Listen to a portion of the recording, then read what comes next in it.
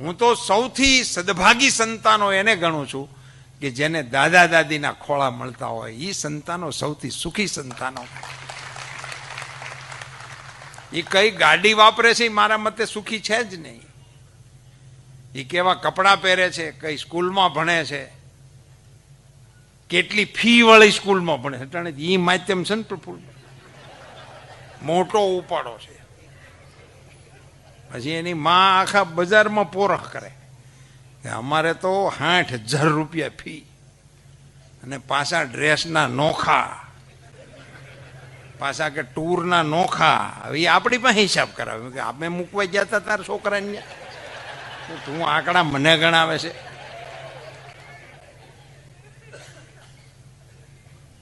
હવે એમાંથી શું નીકળતું છે રામ જાણે. પણ કુટુંબ વગર કેવો હર્યો ભર્યો આપણો સમાજ હતો સાહેબ. આપણે સંયુક્ત કુટુંબને બોજ ગણ્યો, સંયુક્ત કુટુંબને મજદૂરીમાં ગણાયું, ઝઘડા માટેના કારણોમાં ગણાયું. અને એવું જો હોત ને તો એના લોકગીત ન બન્યા હોત. લોકગીત જ્યારે બને ને ત્યારે એ જીવનની ઉત્તમ પરંપરાઓ સમાજમાં વણાય, વણાતા વણાતા ઝીલાય, ઝીલાણા પછી એ લોકબોલીમાં પરિણમે અને પછી એ લોક ઢાળમાં ઉતરે ને પછી લોકગીતની હરાણે ચડે. સવા બશેરનું મારું દાતરડું લોલ, ઘડ્યું વિલા લાલીએ લવાર મુંજા વાલમજી લોલ, હવે નહીં જાઉં વીડી વાઢવારે લોલ. શ્રમ માટેનું મૂલ્ય હતું. ઈ ત્યાં એ વખતની વ્યવસ્થામાં ખામીઓ હતી એનું ગીત હતું.